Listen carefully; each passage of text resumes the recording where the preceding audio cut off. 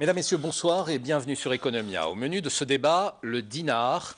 Nous nous demanderons avec un peu de provocation s'il faut encore lui faire confiance. Les glissements de valeur de notre monnaie nationale sont suffisamment inquiétants pour en parler aujourd'hui. Quid de sa convertibilité et de la nécessité ou non d'ouvrir des bureaux de change. Nous évoquerons par ailleurs le possible retour à l'endettement extérieur, car il en est déjà question. Est-il approprié de s'y engager dès maintenant et avec qui ? Pour engager notamment de gros investissements d'infrastructures qui viennent d'être annoncés. Des questions éminemment financières auxquelles deux spécialistes tenteront de nous donner un éclairage. Ces deux spécialistes sont Farid Bournani, vous êtes expert financier, diplômé de la Sorbonne, vous avez même un doctorat en ingénierie financière. Vous êtes consultant international pour toute opération d'ingénierie financière. On vous a vu d'ailleurs à l'œuvre, notamment sur le dossier de création de Société Générale Algérie, mais aussi sur la reconfiguration de l'actionnariat d'Orascom Télécom Algérie, devenu depuis Optimum Télécom Algérie. Kamel Benkoussa, c'est la première fois qu'on vous reçoit sur ce plateau, après des études financières, enfin chez moi en tout cas, après des études financières à Dauphine, Paris et HEC Montréal, vous devenez trader à Londres chez Goldenberg Haymeyer LLP, d'abord comme stagiaire, puis comme senior et enfin comme partenaire. Bravo, le fils d'ouvrier immigré en France que vous êtes aspire désormais à être président de la République, si toutefois la nouvelle constitution vous le permettra. Alors vous voulez toujours être président de la République ? Ce n'est pas à 42 ans qu'on arrête une ambition. La nouvelle constitution qui va être votée veut bloquer l'entrée de compétences d'Algériens de l'étranger. Ce que je dis souvent, c'est que finalement, on a autant de constitutions que de présidents. Il faudrait déjà commencer par les respecter. Je pense qu'aujourd'hui, l'Algérie est dans une situation compliquée, difficile, qui a besoin d'unir une majorité de ses concitoyens. Donc j'ai foi au peuple algérien pour que demain nous puissions avoir une alternative politique qui permettrait à l'Algérie de pouvoir sortir de cette impasse non seulement politique mais aussi économique. Pourquoi, selon vous, on veut restreindre la participation des Algériens d'ailleurs ? C'est, à mon sens, une erreur. Je pense beaucoup d'ignorance et en même temps de la peur de voir des binationaux se présenter à l'élection présidentielle a été quelque part un déclencheur. Mettre en avant l'impasse économique dans laquelle nous nous portons actuellement et la médiocrité de la gestion des affaires courantes de l'Algérie, je pense que c'est quelque chose qui effraie. Et quand ça effraie, on met en place des blocages. Donc c'est la façon dont je vois l'objectif qui est le leur de mettre en place cet article 51 afin de bloquer l'entrée de compétences. Mais ceci étant dit, 80% de l'équipe nationale de football est binationale. Vous avez l'appel à des consultants d'Algériens vivant à l'étranger pour certaines problématiques. On les écoute, mais pour autant, est-ce qu'on met en place leurs conseils ? Est-ce qu'ils sont utilisés dans leur vraie expertise ? Là est la question. Aujourd'hui, je pense honnêtement que cette question de binationalité est un faux problème pour nous détourner des vraies problématiques, celles qui concernent la majorité de nos concitoyens qui vivent aujourd'hui une difficulté qui est visible au jour le jour, à savoir des difficultés financières, de mieux vivre, de logement, de services à la santé. Et je pense qu'il est plus que jamais primordial, important de se focaliser sur ces problématiques et éviter toute polémique qui ferait l'on divise le peuple algérien. Ça a été fait dans le passé, l'ouest, est, nord, sud. Maintenant, c'est les Algériens de l'étranger qui sont visés. Je pense que nous devrions avoir assez d'intelligence pour balayer ces points de discorde et s'unir pour construire une nation, celle de demain. Cela dit, le texte devrait passer demain dimanche. Oui, mais peu importe. Ce que je vous ai dit dans un premier temps, c'est que les constitutions ne sont jamais respectées. Pensez-vous que demain, cette constitution qui n'a pas été présentée au peuple, le peuple ne s'est pas exprimé là-dessus, parce que je pense que s'il s'était exprimé, je peux vous assurer qu'il n'aurait jamais accepté que cet article 51 soit dans la liste des articles de la Constitution. Très bien. Alors, on va revenir donc au sujet primordial de ce débat, qui est le dinar. Alors, si vous permettez juste pour exprimer une opinion sur le même sujet, c'est accepter l'idée d'avoir des Algériens de première zone et de deuxième zone. Que l'on ait des velléités politiques ou pas, c'est mon cas, je n'en ai aucune, mais être algérien et ne pas disposer des mêmes droits que l'ensemble des Algériens est ségrégationniste. Mais certains vous diront aussi qu'avoir la binationalité est aussi un cas ségrégationniste dans la vie de tous les jours. C'est une chose qui est aussi à discuter. Ce sont les faits et les actions qui démontrent ou infirment ce que vous venez de dire. Très bien. Alors, le dinar. Aujourd'hui, le dinar, on assiste à un glissement donc, qui est perceptible aujourd'hui, en même temps que s'opère une inflation à côté. Est-ce qu'il faut, Farid Bournani, est-ce qu'il faut s'en inquiéter? Est-ce que le glissement aujourd'hui du dinar est une chose qui doit inquiéter? Bon, le dinar algérien qu'il glisse est une certitude et qu'il continuera à glisser, c'est également une autre certitude. Il faut le voir comme la conséquence. Il faut donc revoir l'ensemble des politiques économiques entreprises depuis de nombreuses années. Certains diront depuis l'indépendance. Mais il est clair qu'on n'a jamais pris le taureau par les cornes. Je dirais que l'économie est le parent pauvre au service du politique. Faites le lien avec ce qu'on vient de dire sur les Algériens de première zone et deuxième zone. Jusque-là, on n'a eu que des Algériens de première zone. Regardons le résultat. Le résultat n'est pas probant. D'accord. Mais alors, vous êtes d'accord sur le constat? Le dinar est en train de glisser ou pas? Le dinar glisse, évidemment. Mais on peut aussi considérer que le dinar était surévalué, n'était pas à sa place. D'ailleurs, comment pouvez-vous juger de la valeur du dinar dès lors que nous ne sommes pas dans une économie ouverte et la valeur du dinar est décidée de façon administrative? Donc simplement, Comment vous situez aujourd'hui la valeur du dinar à son prix réel? Regardons l'impact de la baisse des cours pétroliers sur nos ressources et le désastre que nous commençons à vivre. Nous ne l'avons pas encore vécu, pour être tout à fait juste. Mais en tout cas, il y a une vertu. Ça met à nu tous les artifices d'une économie normale. Nous n'étions pas dans une économie normale. Tout ça a été camouflé par une rente pétrolière. Cette rente pétrolière n'existe pas. Il y a encore des matelas de réserve de change ou de fonds de régulation des recettes dans le cas budgétaire. Bon, ces choses-là vont également disparaître. À ce moment-là, c'est inéluctable. Il faudra prendre les décisions normales, comme tous les pays ont eu à les prendre. Alors, mais les conséquences de la dévaluation du dinar, bien sûr, quand vous avez une économie totalement dépendante de l'importation, y compris pour se nourrir, le premier réflexe, c'est de diminuer aujourd'hui les importations pour essayer de maintenir le peu de matelas, je dis bien le peu de matelas, parce que les montants semblent importants, mais on voit à quelle vitesse on a vu à quelle vitesse les réserves montaient, et je vous signale qu'elles descendent beaucoup plus vite qu'elles ne montaient. Mais en résumé, notre économie a des agrégats. Notre niveau de réserve de change, notre balance budgétaire, le niveau du fonds de régulation des recettes, et on se satisfaisait de ça. C'est un arbre qui cachait une forêt malade. Et nous avons une forêt malade. Le citoyen algérien ressent déjà, mais il s'intéresse à la hausse des tarifs, mais peut-être il voit moins la baisse, le glissement du dinar. Il devrait lui aussi s'en inquiéter? Enfin, il devrait s'en inquiéter. Il s'en inquiète déjà, je pense. On est tous au fait qu'une grande partie de l'économie algérienne est subventionnée et que les subventions se sont accélérées suite au printemps arabe pour essayer d'éviter d'avoir des émeutes sociales ou des émeutes de la faim qui pourraient surgir un peu partout sur le territoire national. Aujourd'hui, le dinar, vous savez, pour être assez simpliste, le dinar, qu'est-ce que c'est qu'une monnaie? Une monnaie, c'est une confiance. C'est une confiance que vous donnez à votre banque centrale, vos institutions, qui vous permettent de comprendre est-ce que vous faites confiance aux institutions pour pouvoir gérer l'avenir de votre pays, de votre économie? Est-ce que vous leur faites confiance? Parce que finalement, ce n'est qu'un papier qui n'a que cette valeur, la valeur de la confiance que vous avez vis-à-vis de l'État, vis-à-vis des institutions.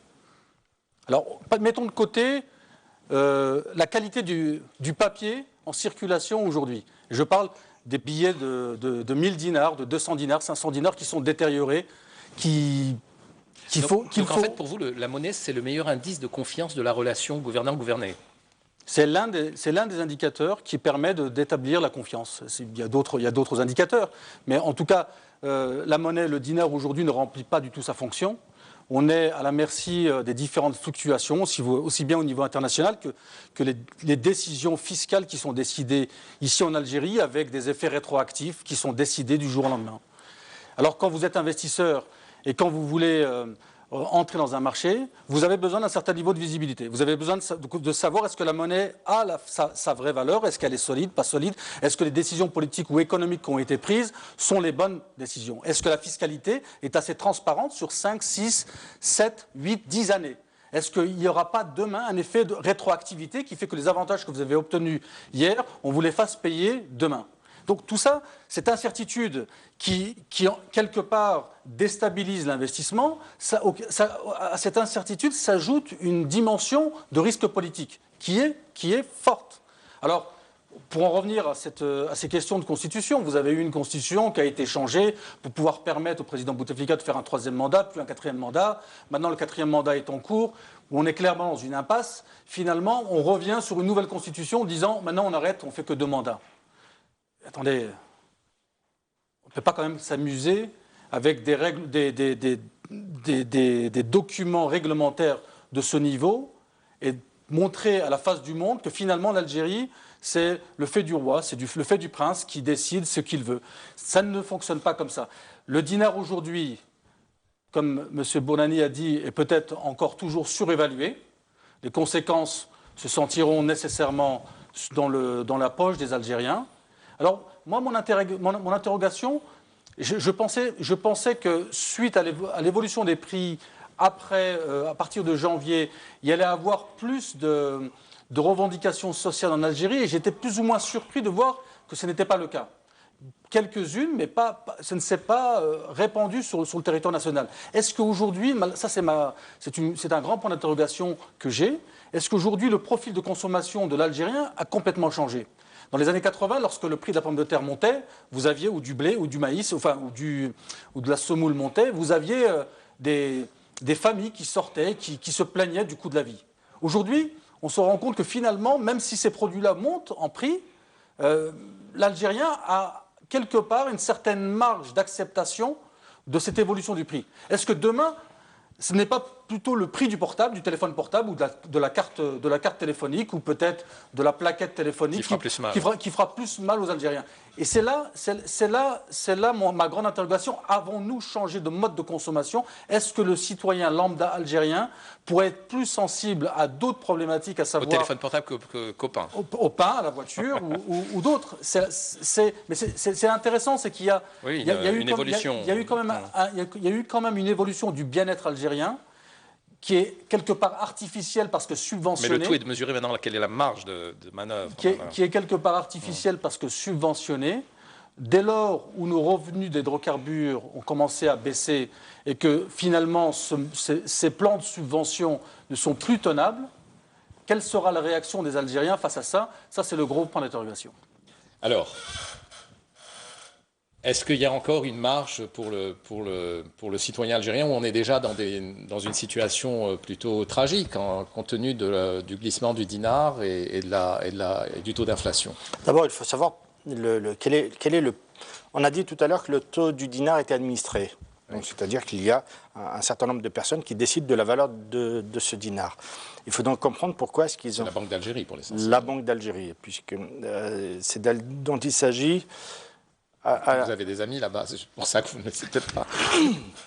Je connais correctement la Banque d'Algérie. Sa première préoccupation, c'est face à la baisse des recettes pétrolières et donc des recettes budgétaires, puisqu'une partie des recettes pétrolières font les recettes budgétaires en dinars, qui est le budget de l'État. Son premier réflexe, et on sait par ailleurs que le déficit budgétaire algérien a atteint des sommets. Je crois que nous avons le 3e ou le 4e déficit budgétaire au monde rapporté au PIB. Nous avons aujourd'hui le Venezuela, l'Irak, l'Arabie Saoudite, et nous sommes parmi ces champions. C'est un peu d'ironie, mais les choses ne sont pas ne sont pas roses. Donc, le premier réflexe de la Banque d'Algérie, c'est de laisser glisser. Laisser glisser, c'est accroître des recettes budgétaires en dinars avec une quantité en dollars qui est la même.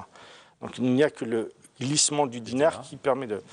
Et tout ça parce qu'on... Et tout ça sans le dire, hein. On ne communique pas là-dessus. C'est pour ça que nous sommes là normalement pour essayer de décrypter les enjeux.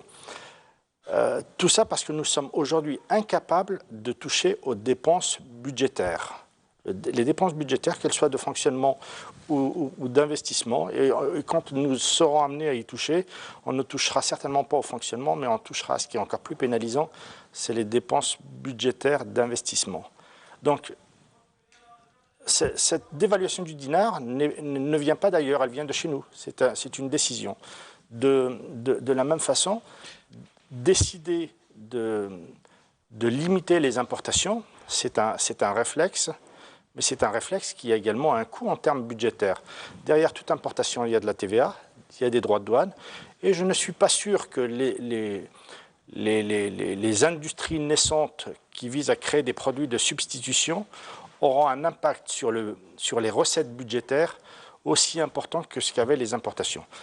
Donc, on fait des actions saupoudrées, sans concertation les unes.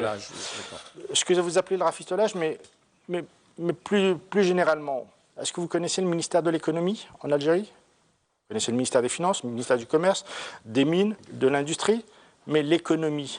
Ailleurs, on parle d'un ministère de l'économie, à l'intérieur duquel il y a de la finance. Certains appellent au regroupement de tous ces ministères derrière. Mais nous, on ne l'a jamais fait parce que l'économie est véritablement le parent pauvre. Pour nous, l'économie, ce ne sont que des lubies d'économistes, des intellos qui ne servent à rien, mais si nous avons de l'argent, on peut s'en passer. C'est ce que l'on a fait jusque-là. Et qu'est-ce que vous recommandez alors? Déjà, de prendre conscience de ceci, donc de tout mettre sur la table en disant « Ok, on fait un aveu d'échec, maintenant on recommence ». Il faut faire un aveu d'échec et on recommence. D'accord, et l'aveu n'est toujours pas là, l'aveu d'échec. Alors là, vous faites allusion à un aveu d'échec politique. Oui, un aveu d'échec politique. Sur la stratégie. Ou de gestion économique d'un pays. Bien sûr. Alors, est-ce qu'on va longtemps gérer le dinar de cette manière? Est-ce qu'on pourra le faire longtemps, alors même que les recettes du pays continuent de s'amoindrir? Ce qu'a dit M. Bournani est intéressant. Il parle du projet de ralentissement des importations.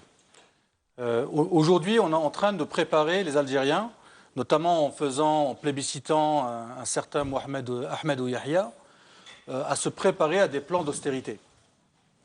OK? Moi, j'ai connu pendant la crise des subprimes et la crise de la dette souveraine, j'étais sur les marchés à cette époque-là, j'ai connu l'impact des économies, à savoir la Grèce, l'Espagne, le Portugal, les États-Unis et l'Europe, ce qui s'est passé. C'est un faux problème ici en Algérie. On est en train de nous préparer à mettre en place un projet d'austérité, de réduction en même temps d'importation, alors que l'option que l'Algérie devrait prendre, c'est un projet de production. Nous avons aujourd'hui des produits qui sont consommés en Algérie et dont la valeur de ces produits sont indexés à la valeur de travail étrangère. Donc, quelque part, vous êtes dépendant du français qui produit ce produit, ou de l'américain, ou du chinois qui produit ces produits. Donc, vous récupérez ces produits.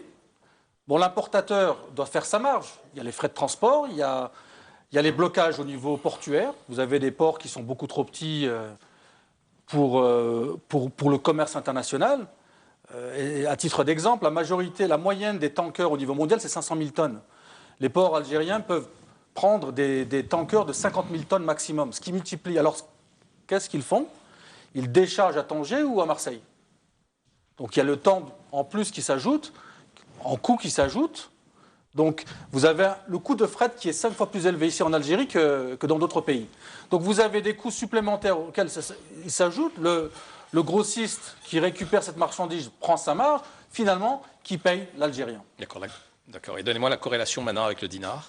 Et la corrélation avec le dinar, c'est que lorsque vous avez une monnaie finalement une économie qui est totalement asphyxiée par ses importations, et que le pays a du mal à lancer clairement un processus de production locale, vous ne pourrez pas avoir une monnaie forte.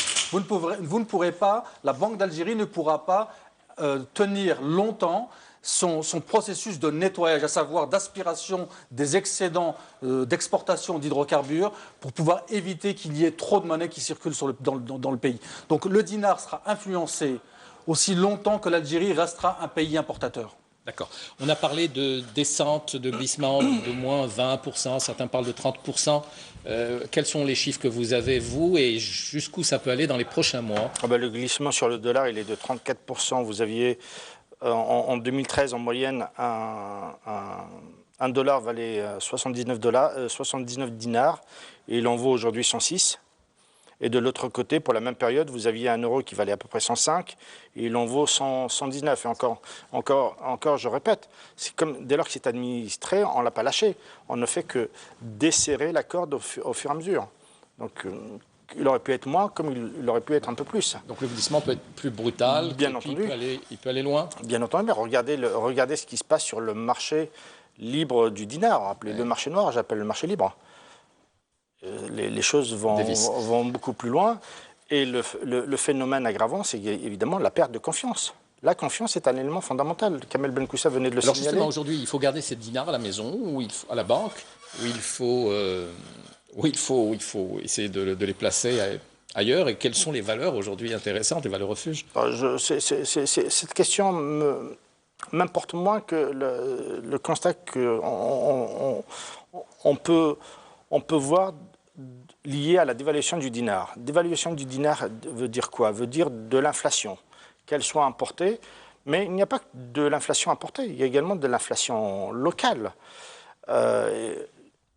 Les recettes, s'il doit y avoir des recettes, se remettre au travail, produire localement avec de la valeur ajoutée algérienne. Pas produire localement avec 2% de valeur ajoutée, c'est-à-dire que vous faites rentrer le tout en pièces détachées, puis vous remontez. Et souvent, vous arrivez même à des coûts de revient supérieurs à ce que vous aviez l'habitude de payer, mais vous paierez toujours autant. Et je ne suis pas favorable à ça. Je suis plutôt favorable à des projets moins symboliques. Mais ce dont vous parlez, ce processus de production, et ce dont parlait M. Benkoussa, va prendre du temps. Et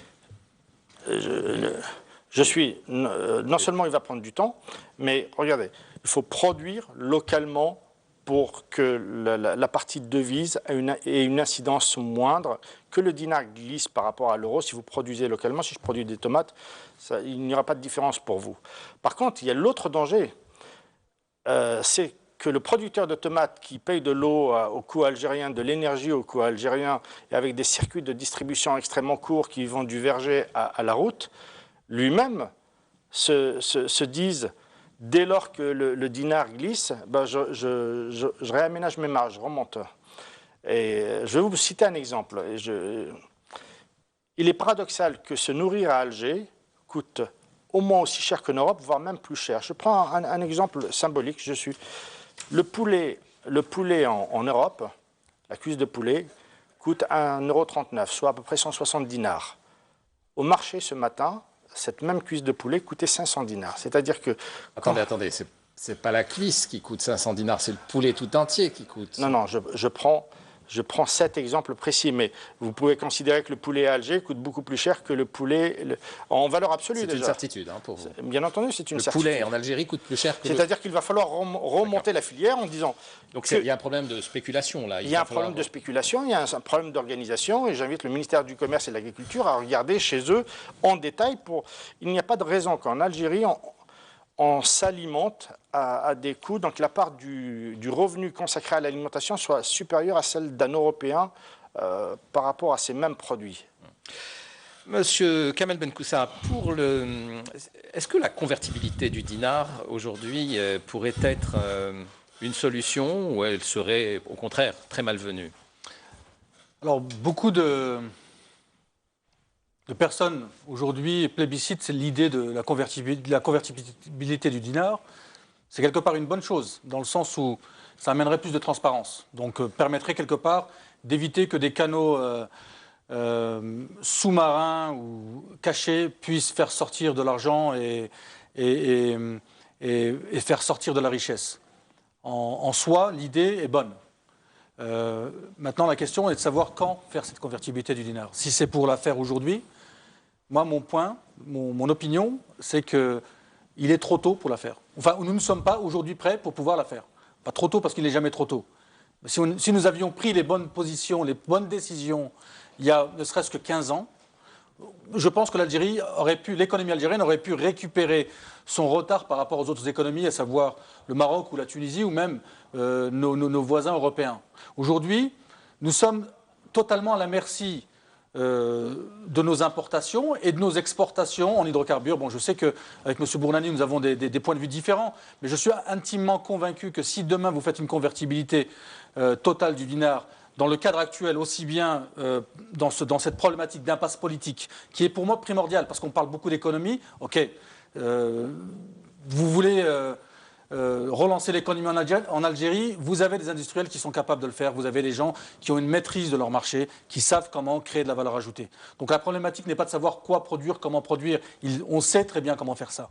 Donc c'est pas à ce niveau-là, ce sont tous les blocages politiques qui font qu'il n'y a pas d'expression libre de la création de richesse. Donc dans le cadre actuel de cette impasse politique, et là j'insiste dessus parce que je pense que c'est le plus important, au-delà même de la question économique. La question économique sera réglée dès lors où l'impasse politique sera réglée. Dès lors où nous sommes dans cette impasse politique, une convertibilité totale du dinar ferait que le dinar se dévaluerait d'un minimum de 30%. Et d'ailleurs, je me suis entretenu avec quelques amis fiscalistes récemment, il y a quelques jours, qui m'expliquaient, qui me démontraient dans leur travail qu'ils avaient fait, que finalement la baisse des réserves de change faisait que la Banque d'Algérie n'avait plus les leviers permettant de défendre sa monnaie et que là j'ai été assez surpris du pronostic, c'est que un dollar achètera 160 dinars dans les 12-18 prochains mois. Donc une convertibilité du dinar, oui, ça a du sens. Mais avec une économie forte. Avec une économie forte, avec une économie transparente. Et qui ne soit pas basée seulement sur des revenus mono-revenus que sont le pétrole peut-être. Alors vous ne seriez pas d'accord? Écoutez, depuis une vingtaine d'années, la question de la convertibilité du dinar revient. Et la réponse est toujours la même. Nous ne sommes pas prêts. Vous êtes d'accord? Non, attendez. C'est la réponse que l'on fournit qui est celle-là. Mais jamais personne n'a étayé à quel moment, quels sont les indicateurs qui nous permettront d'être prêts. C'est-à-dire que je suis prêt à épouser... Il vient de dire que ce sera une économie forte. Il vient de dire une économie forte. Mais qu'est-ce que ça veut dire une économie forte? Faut-il atteindre un PIB par habitant de X? Faut-il avoir telle ressource d'exportation? Faut-il que ces ressources d'exportation soient scindées sur 10 activités différentes? Jusqu'à présent, jamais personne n'est allé à l'exercice de dire, voilà, je prends la population à témoin, vous allez tous pouvoir donc déterminer le jour où nous serons prêts pour la convertibilité, voilà les critères. En réalité, personne ne les a jamais explicités. Le seul critère que je connais, moi, c'est est-ce que mes réserves de change me permettraient, donc en valeur absolue, peu importe l'origine, me permettraient d'asseoir la convertibilité du dinar. Pour ma part, la réponse est oui.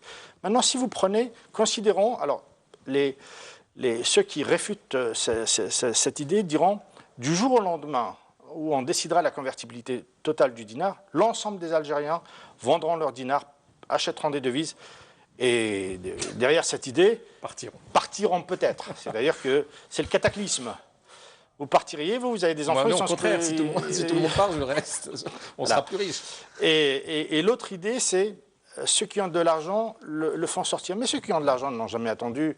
On parle des marchés de gros. Nous, ici, on parle des citoyens. La majorité des Algériens, ce sont de simples citoyens. Une petite minorité ne le sont pas. Mais ceux-là, ils n'ont pas de problème. Ils ne vous demanderont d'ailleurs jamais la convertibilité du dinar. Par contre, les méfaits de la non-convertibilité du dinar, moi, je peux vous les citer. Je peux vous donner des indicateurs. Vous n'auriez pas eu de surfacturation des importations si vous aviez eu la convertibilité du dinar. La surfacturation n'a d'intérêt que parce qu'il y a une différence entre un cours parallèle ou un cours de marché libre et un cours administré. Vous établissez la convertibilité du dinar, personne ne va commencer à tricher.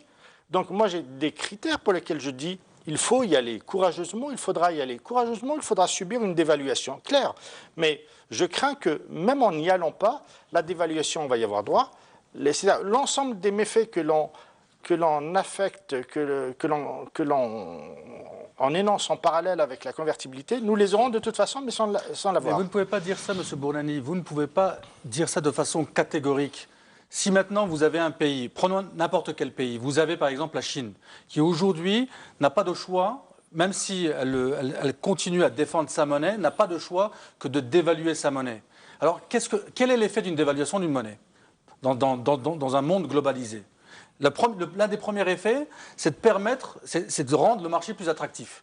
Donc, je suis d'accord avec vous, lorsque vous dévaluez votre monnaie, si la monnaie se dévalue dans le cadre d'une convertibilité totale du dinar, le marché algérien sera plus attractif, entre guillemets plus attractif. Mais ça ne suffit pas. Qu'est-ce qui ferait qu'il serait plus intéressant? C'est une visibilité politique. Alors, je ne m'inquiète pas du flux de dinars ou de dollars qui pourraient sortir ou entrer en Algérie. Ce n'est pas ça qui m'inquiète. Ce qui m'inquiète, c'est que le prix, le panier de biens que l'Algérien moyen, l'Algérien lambda devra subir, parce que lui ne peut pas se déplacer, lui ne peut pas aller à l'étranger, lui n'a pas de compte à l'étranger, lui ne peut pas aller en vacances ailleurs. Lui ne profitera pas de ça. La première chose qu'il subira, ce sera une hyperinflation, une inflation qui dépassera les 30%. Alors comment allez-vous expliquer à ces familles qui aujourd'hui souffrent et ont du mal? Je vais vous donner un exemple personnel. J'ai un cousin, moi, qui vit actuellement en Kabylie, qui gagne 8000 dinars par mois, dans un travail précaire. 8000 dinars par mois. Ils sont à 5 à vivre dans un petit appartement. Comment allez-vous expliquer à ces Algériens que demain, ils paieront quasi le double de du coût qu'ils subissent aujourd'hui? Ce n'est pas possible, ce n'est pas tenable. Ce n'est pas tenable, sous prétexte qu'il va falloir mettre une convertibilité du dinar pour pouvoir répondre à soi-disant une certaine ouverture, message fort politique. Nos politiques ne sont pas prêts à pouvoir à encadrer une convertibilité totale du dinar. Vous m'amenez des bons politiques, des visionnaires, une équipe de technocrates jeunes, capables de pouvoir gérer une nouvelle économie qui serait dynamique dans sa production, dynamique dans son innovation, dynamique dans ses artifices qui permettraient à la majorité des Algériens de pouvoir bénéficier du minimum. Allons-y, ayons le courage. J'ai eu le courage de me présenter à cette élection présidentielle, alors qu'on me disait, beaucoup d'amis me disaient, mais tu es complètement fou, tu es devenu dingue.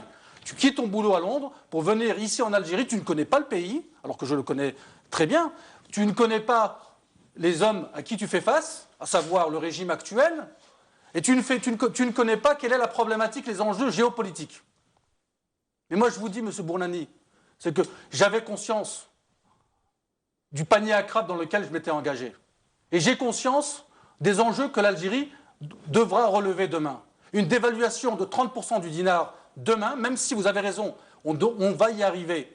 Mais j'ai l'espoir que demain l'Algérie se réveillera. Et j'ai l'espoir qu'une majorité des Algériens se mobiliseront pour qu'il puisse y avoir, et là je le répète et j'insiste là-dessus parce qu'on se focalise sur la dimension économique, qu'il puisse y avoir un changement politique. Pas un changement au niveau du mode politique, un changement de tête. Farid Bournani, est-ce que votre regard sur la société, sur le social, est aussi appuyé que le sien dans cette histoire de convertibilité? Parce que c'est vrai que le risque est quand même conséquent et c'est pour ça peut-être que les politiciens actuels ne veulent pas s'y engager. S'ils ne voulaient pas s'y engager, l'inflation elle est déjà présente. Je regrette, mais le cousin de M. Benoussa, qui au demeurant, 8000 dinars, c'est illégal. Oui, mais c'est une réalité. Mais c'est vrai que c'est illégal et c'est un emploi précaire de la wilaya. 8000 dinars. C'est du pré-emploi dans ce cas-là. C'est une réalité. Non, c'est pas du pré-emploi. Non, mais c'est une réalité. Ça fait plus de 5 ans. Tout le monde n'est pas payé au SMIC. Hein, donc alors on lui demande, je vais vous dire même, il est diplômé, on lui demande de repeindre des barreaux. Bon, la prochaine fois, on invitera votre cousin. Pour vous dire à quel point, quelle est la situation actuelle des pauvres Algériens qui sont en dehors d'Alger. Parce que la misère que l'on peut constater en Algérie, qui subit actuellement cette mauvaise gestion de l'État, on la ressent en dehors de la couronne d'Alger. Et quand on voit ces jeunes qui aujourd'hui sont diplômés et qui ne sont même pas capables de pouvoir se marier, de pouvoir acheter un bien immobilier pour pouvoir vivre décemment, quand on voit la situation de cette précarité sociale, je vous assure qu'une dévaluation, une convertibilité totale du dinar demain balayera l'espoir de toute cette jeunesse. Ok, je mets la convertibilité du dinar de côté, disant qu'on ne la fera pas cette fois-ci, on la fera bien plus tard. Mais je crains que l'inflation, on y aura droit. La dévaluation du dinar, nous continuerons d'y avoir droit. Si vous me disiez, il ne faut pas faire ça parce que nous n'aurons pas droit à cette dévaluation, nous n'aurons pas droit à cette hyperinflation, je vous suivrai certainement. Mais on y aura droit quand même. Alors maintenant, dans les mesures, ensuite vous évoquez la dimension politique, vous y avez sans doute raison, mais je ne sais pas pour bouger un caillou, modifier toute une maison. Si j'ai la possibilité de bouger le caillou, je bouge le caillou. Ça, c'est ça m'est accessible. Le reste, je ne sais pas le faire. En tout cas, c'est pas mon rôle. Maintenant, si vous voulez qu'on parle des mesures à prendre, il n'est pas normal dans une économie d'avoir une économie informelle aussi importante. Donc les mesures qui ont été entreprises de façon timide, d'amener tout l'informel à se bancariser, ok, très bien, on l'a fait de façon timide et les résultats sont tout aussi timides. Je prône le nouveau dinar. Je prône le passage au nouveau dinar, mais sans aucune chasse aux sorcières. Nous n'en sommes plus aujourd'hui à faire la chasse aux fraudeurs. Les fraudeurs sont chassés par l'administration des impôts. Moi, je veux simplement que tout l'argent qui existe dans ce pays soit mobilisé dans le circuit bancaire. Donc pour ça, je n'ai pas d'autre choix que de créer le nouveau dinar. Avec le nouveau dinar, vous n'aurez pas un seul ancien dinar qui restera à l'extérieur. Sinon, il perdra de sa valeur. Une fois que vous avez bancarisé tout ça au service de l'économie, voilà, vous venez déjà de faire un pas important vers une économie normale. Alors sur un nouveau dinar. Ce n'est qu'une mesurette. Ce n'est qu'une mesurette et je vais m'expliquer là-dessus. Vous avez créé un nouveau dinar, mais ce qui reste derrière est la même chose. Sur le dollar américain, c'est en Dieu, j'ai confiance ou je crois. In God we trust. Ouais. In God you trust. Est-ce que vous allez dire en le gouvernement de celle-là, ou Yahya demain, ou en Bouteflika, j'ai confiance? Donc vous pouvez créer n'importe quel nouveau dinar. Non, mais c'est très sérieux comme point. Je raisonne Algérie. On va raisonner Algérie. Et je raisonne Algérie. Est-ce que vous pouvez créer n'importe quelle haute monnaie, même faire un billet en dinar qui ressemblerait au dollar avec une valeur qui serait divisée par 100?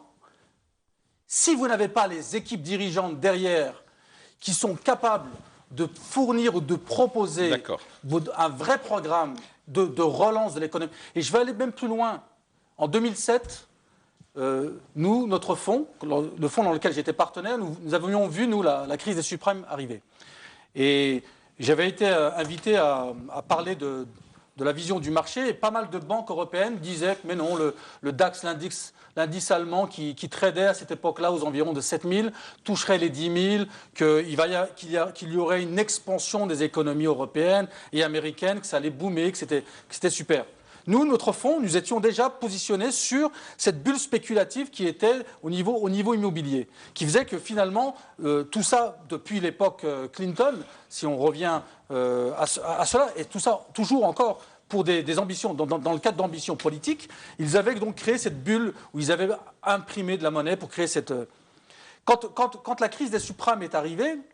Rapidement, je voudrais qu'on passe au second sujet. Oui, quand la crise des subprimes est arrivée, finalement, on s'est rendu compte que ces monnaies-là, qui étaient créées, enfin, qui avaient leur valeur que sur des effets de levier, ne valaient plus rien.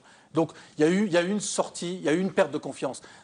Mon point est là, c'est que tant que vous n'avez pas des équipes dirigeantes à la hauteur, avec un réel programme, votre monnaie ne vaudra Très bien, on a compris. Donc il faut un changement de vision et d'homme et une production qui se mette en marche. Elle se mettra en marche selon vous dès lors qu'il y aura eu un changement.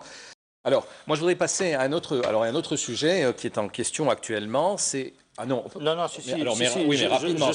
suis obligé d'indiquer ce que je veux vous dire là. Oui, mais très rapidement, il ne s'agit pas d'une lubie de changer la monnaie. La monnaie, changer la monnaie, c'est la seule action qui permettrait de se débarrasser de l'informel immédiatement. Resteront les narcotrafiquants de l'argent sale et de l'argent noir. Je fais la différence entre les deux. Ça, c'est une des choses. L'autre, Non, le problème de l'Algérie, c'est les exportateurs. Donc, ce n'est pas la peine de regarder du côté de ce qu'on pourrait limiter en termes d'importation. Il faut accroître de façon draconienne les exportations. Donc, il faut amener les entreprises qui ont des produits, entre guillemets, uniquement consommables localement pour le moment. Il faut les amener à avoir des produits qui soient exportables. Et ça, c'est une nécessité. Et pour les encourager, dès lors que nous sommes dans une monnaie convertible, ils ont légitimement le droit de conserver leur devise. Aujourd'hui, on leur enlève tout l'intérêt de l'exportation. D'ailleurs, c'est pour ça que les gens n'exportent pas, c'est parce que le marché local, non seulement il paye beaucoup mieux, les marges sur le marché local sont bien meilleures, et puis le fruit de leurs exportations, ils ne l'ont pas. Sans la citer, il y a quand même des entreprises qui possèdent plus de 200 millions de dollars, mais qui ne peuvent rien en faire. Mais si vous mettez en place des mécanismes, oubliez, je vais en terminer là-dessus, oubliez cette notion de convertibilité totale du dinar. Si maintenant vous permettez à ces entreprises qui exportent et qui finalement qui ne sont pas, sur le fruit de leurs exportations ne sont pas imposées et qui peuvent garder ça en devise ici en Algérie, si vous leur permettez d'avoir accès à cet argent et de pouvoir l'investir à l'étranger, de façon fluide, ou même tout investissement étranger, des entreprises étrangères qui viennent en Algérie, qui investissent un certain montant, qui puissent récupérer facilement leurs dividendes. Pourquoi ? Parce que vous leur dites, nous on a confiance en notre économie, on a confiance sur le fait que notre économie peut croître, avoir une croissance à 2 chiffres. Donc les barrières administratives ou fiscales qui permettraient de vous bloquer, retenir votre argent ici en Algérie, nous faisons tout sauter. Demain, vous voulez retirer votre argent ? Vous pouvez les retirer. Si vous mettez en place ne serait-ce que ces mécanismes, cela serait suffisant pour attirer de l'investissement étranger. Alors, vous voulez faire une nouvelle monnaie ? Faisons d'abord une nouvelle république, une deuxième Très bien, république. Bon, allez. L'endettement extérieur, est-ce qu'il faut y aller ou pas ? Aujourd'hui, donc, il y a des projets d'infrastructure qu'on attend et qu'on aimerait voir venir, qui devaient d'ailleurs venir, mais bon, vu les cours du pétrole, les choses ont été remises en question et on pense déjà, on évoque la possibilité d'aller vers l'endettement international. Alors, il faudra bien y aller un jour ou l'autre, mais est-ce qu'il faut y aller maintenant, tout de suite ?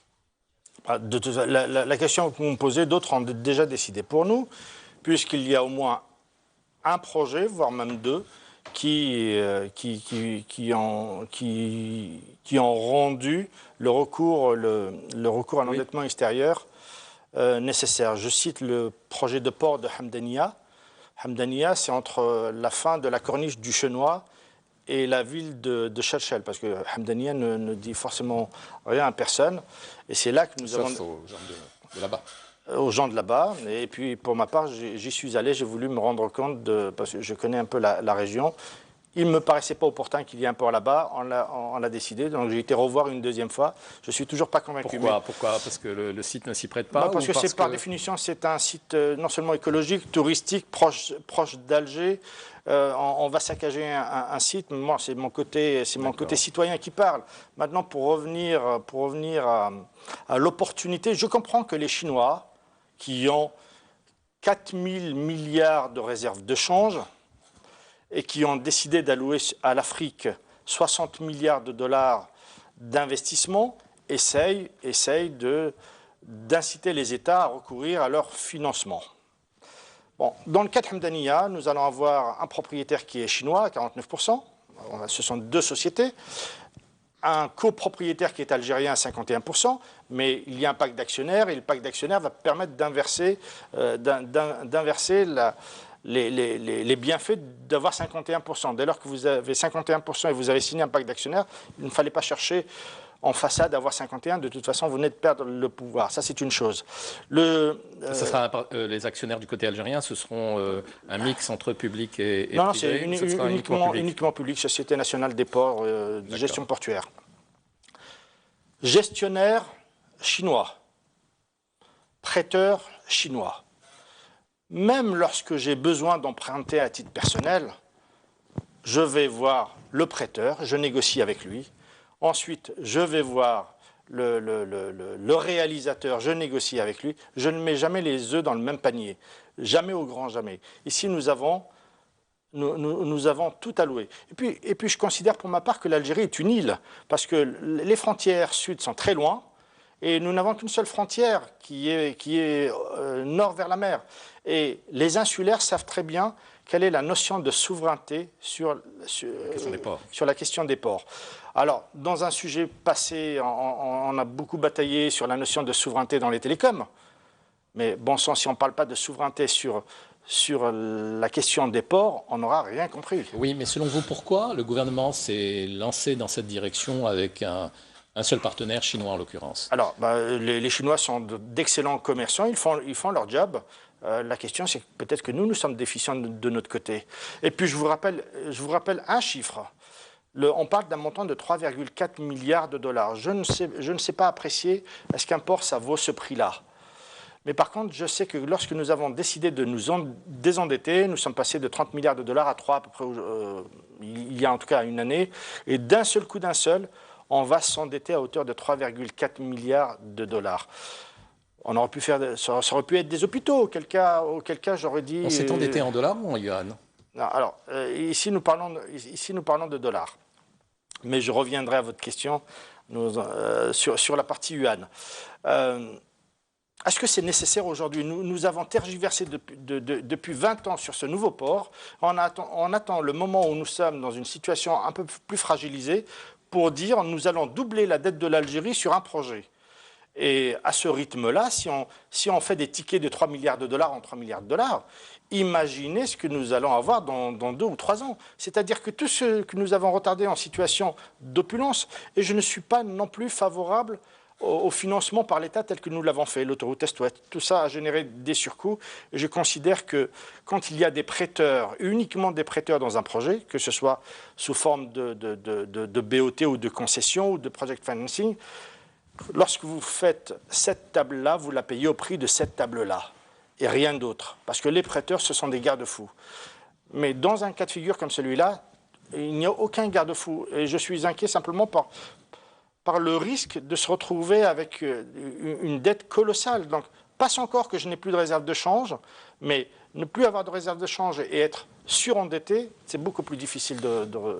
Alors, cette idée d'aller avec sur un partenariat chinois, notamment sur ce grand port ou peut-être pour d'autres projets d'envergure, est-ce que c'est la bonne méthode ou est-ce que comme lui, vous êtes dubitatif? Alors, j'aimerais d'abord dire ce qui m'interpelle dans ces effets d'annonce, c'est que sur les 15 dernières années, finalement, nous avons fait que de petits projets. Rien n'a réellement été fait. Plus de 800 milliards de dollars ont été injectés dans l'économie. Il y a quand même eu des routes. Des routes construites par d'autres qui tuent des gens quasi tous les jours. Lorsque vous allez à Béjaïa, vous avez des trous... Mais ça, ce n'est pas la faute de vos investissements. C'est la faute dans la réalisation et c'est la faute dans le project management qui a géré ça. L'État est responsable devant ses administrés. L'État a mal géré ses projets. La majorité des gros projets algériens ont été mal gérés. Donc pour en revenir sur l'endettement. Sur l'endettement, j'ai le cas de... Et il nous reste 2 minutes. J'ai le cas d'un industriel qui avait aussi un projet de port en Tanzanie, qui avait sollicité un financement chinois. L'estimation du projet d'un cabinet indépendant, c'était 50 millions de dollars. Les Chinois ont dit « OK, on vous finance, mais on vous finance et on réalise à hauteur de 500 millions de dollars. » Donc 10 fois plus. Donc, je ne sais pas si dans le cadre de ce port en Algérie, le ratio du coût a été multiplié. Aujourd'hui, avoir accès à de l'endettement, pourquoi pas? Pourquoi faire? Comment le faire? Est-ce que maintenant, dans les packs d'actionnaires, est-ce que le pouvoir est donné au pays qui nous fait le prêt? Il y a aujourd'hui beaucoup de choses à voir en amont, à savoir comment les projets sont structurés, qui les fait, comment on les fait. Si maintenant vous empruntez à 2% et vous avez un retour sur investissement de 25%, je vous dis, allez-y. Et comme M. Bournani l'a si bien dit, nous avons d'autres priorités, des hôpitaux, des écoles. Nous avons besoin de soigner nos parents, grands-parents, enfants, et nous avons besoin de former la nouvelle génération. Nous sommes en train aujourd'hui de finaliser une grande mosquée qui nous coûte plusieurs milliards de dollars, alors que nous n'avons aucun hôpital aujourd'hui qui permette de soigner décemment la majorité de nos Algériens. Parfait, c'est sur ce dernier mot, et je suis désolé, ça passe toujours très vite. Voilà, je voudrais vous remercier pour votre participation. Vous avez été particulièrement flamboyant. On n'est pas encore en période électorale, mais bon, ça y va déjà. Alors, je voudrais vous remercier infiniment de nous avoir encore une fois suivis. Je voudrais vous inviter à nous rejoindre sur notre page Facebook dont le nom s'affiche. Et je vous dis à la semaine prochaine, à samedi, pour un nouveau sujet.